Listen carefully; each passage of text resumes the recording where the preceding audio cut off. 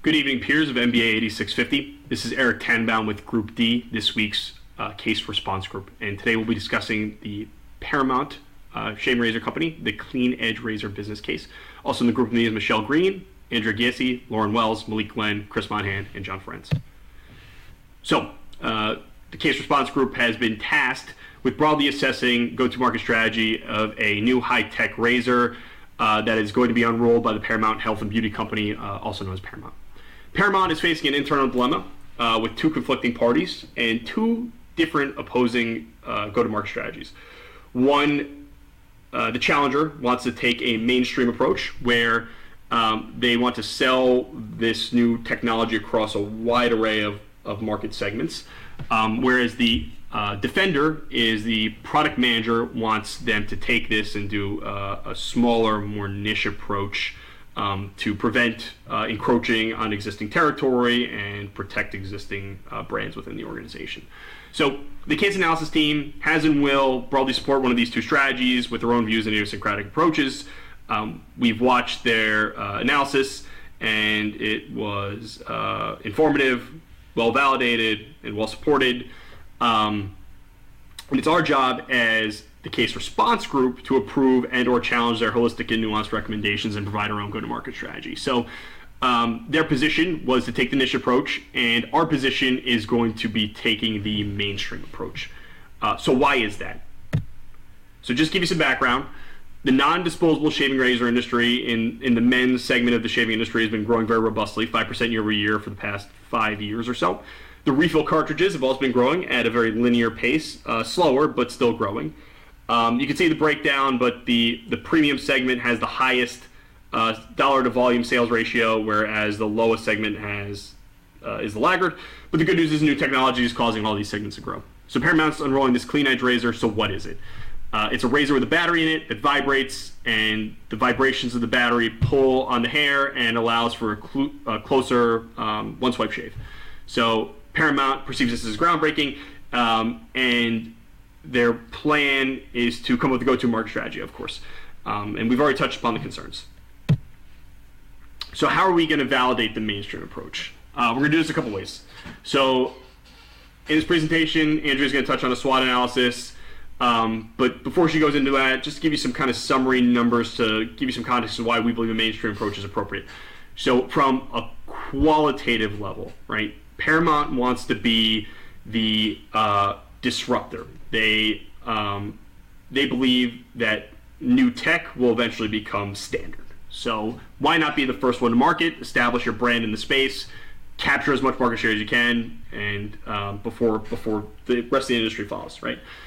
They have one other competitor that's very small that's doing something very similar, but they're such a gorilla in the industry. I don't think that small competitor is much of a concern.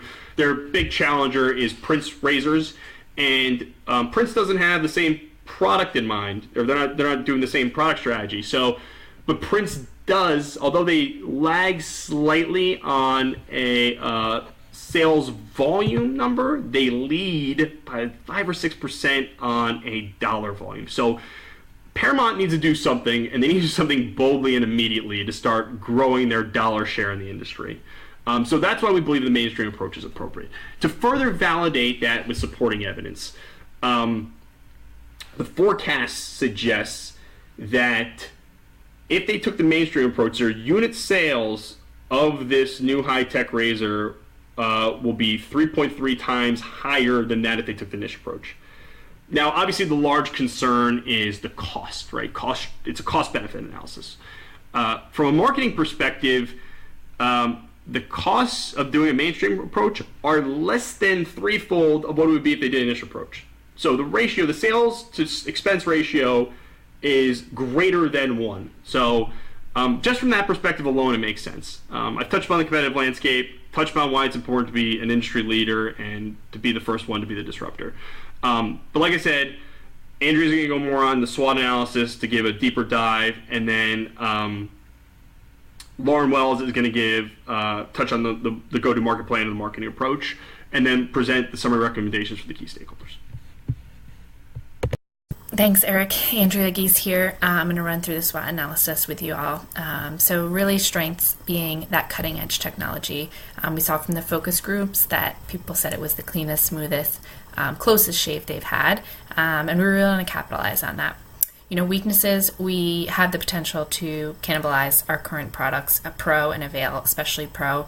This is the nature of the business. That product's been on the market for a while now. We haven't, innovated, done any new technology or innovations, and this type of cannibalization is really just natural in business. Opportunities, we're setting the new standard for quality. We're differentiating in the market, and people are going to be expecting this out of our competitors in the future, or they're going to have to just come through us. On top of that, male specific care is growing, and we're seeing that people are replacing their razors pretty frequently. So, all of these, combined really, stand out as this opportunity being a really strong one for Paramount. And threats, we have to know that there are going to be competitors, and we have to constantly do our best to stay ahead of any innovations and changes and get customers really the best products we can to be a differentiator and to have them come to us because our value prop is the one that's the strongest and the one that they rely on. Hi everyone. Thanks Andrea for going through that SWOT analysis. At this time, I'd like to walk us through our team's recommendation, marketing approach, and then conclude this presentation with an invitation for additional discussion through some questions that our team has put together. First, I'd like to start off with our team's recommended marketing approach. We have started off with three main areas. One, branding. Two, the groups of consumers we wish to reach out to. And third, our advertising method. To begin, we recommend that Paramount brand as the Paramount Clean Edge.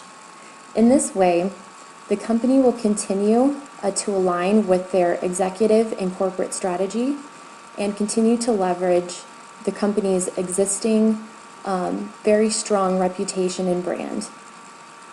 Next, regarding the groups of consumers, we think that it's a good idea for the company to focus on all three of their segments, whether that's social, aesthetic, and maintenance.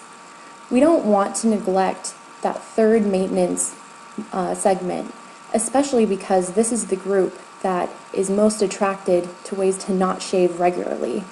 If they can leverage Paramount's new enhanced technology of Clean Edge, maybe that'll bring additional maintenance shavers in addition to that third market population that they currently have.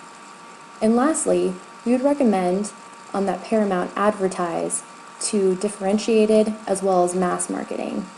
In order to do this, we think that the company should use television advertisements, for example, at a sporting event, whether that's just something on an ad during Super Bowl, something every single Sunday.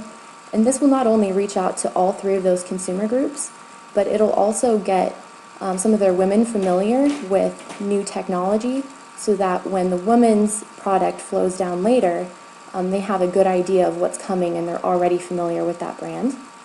Additionally, we believe that social media is an important platform to focus in on, whether that's men's interest sites, and then continuing to customize for specific consumer groups as needed further down the line.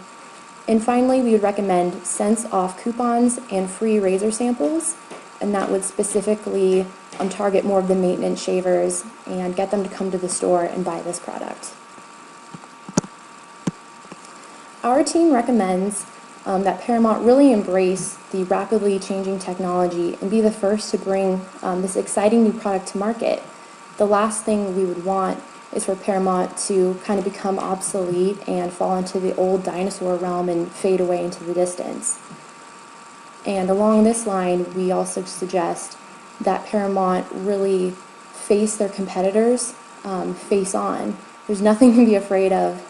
Nave isn't well established and doesn't have that reputational brand that Paramount has, so that they should definitely leverage that with a comparable product when going head-to-head in mainstream positioning.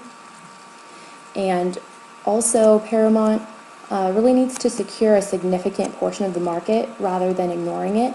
Otherwise, Nave may take that away and further move Paramount into oblivion into the future, which is not the desired effect. And Paramount executives should really consider long-term profitability. With mainstream positioning, it's true that in years 1 and 2, profitability will be low, and that's a consideration that is very important, and that's due to large marketing and advertising costs. But at the same time, in the long run, our mainstream positioning will actually generate greater revenues than the niche market would present, and costs will be recouped, as we can see later in Exhibit 2. Finally, we thank you for your attention, and we'd like to continue the conversation over the next few days. Please review the following discussion questions, and we look forward to hearing more of your thoughts as this discussion continues. Thank you for your time.